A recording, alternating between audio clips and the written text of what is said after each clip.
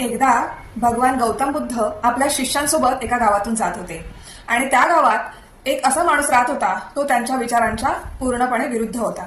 तो त्यांना बघून खूप चिडला आणि म्हणाला की काय हे तुमचे विचार मला पटत नाहीत, मला योग्य वाटत नाही. त्यांना खूप शिव्या वगैरे द्यायला लागला, त्यांच्या विचारांमधील उणीधुणी काढायला लागला, खूप वाईट साईड बोलायला लागला.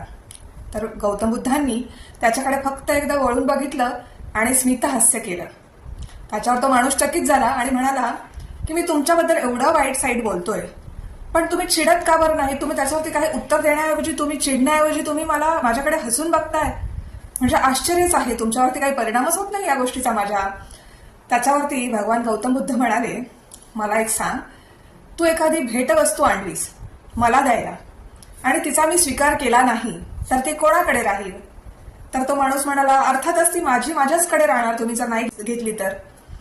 त्यावर भगवान गौतम बुद्ध म्हणाले, याच्यावरून तुला कळलं का की तू जे काही मला बोलतोयस ते मी मला घेतच नाहीये, मी माझ्या मनाला ते लावून घेतच नाही, कारण माझ्या मनाची चावी मी तुझ्याकडे दिलेली नाहीये. त्याच्यामुळे तू जे काही बोलतोयस ते तुझ्याचकडे राहतंय आणि म्हणूनच माझ्या मनावरती त्याचा काहीच परिणाम होत नाही.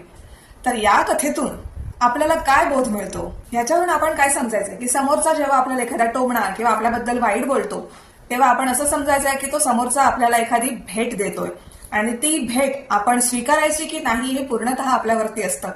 जर ती वाईट असेल तर आपण ती स्वीकारायचीच नाही, म्हणजे ते माझ्यासाठी नाहीच आहे, तो त्याचा तो बरळतोय आणि जाईल निघून, असं म्हणून आपण शांतपणे बसायचं. आणि जेव्हा तुम्ही असं कराल तेव्हा त्याचा त्रास त्या बोलणाऱ्यालाच होणार की अरे मी एवढं बोलतोय पण ह्याच्यावरती काहीच परिणाम होत नाहीये.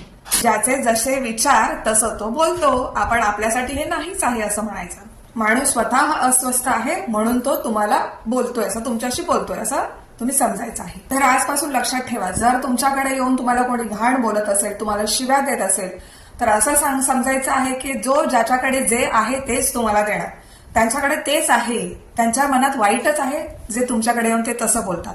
म्हणून आपण त्यांच्याबद्दल विचार करायचाच नाही, ते काय बोलतात हे ऐकून आपण स्वतः रडत बसायचं नाही. त्यांचा स्वभावच आहे आणि त्यांच्याकडे तेच आहे म्हणून ते तो सगळ्यांसमोर असं करतायत असं आपण समजायचं आणि आपल्या मनावरती काहीच परिणाम त्याचा करून घ्यायचा नाही.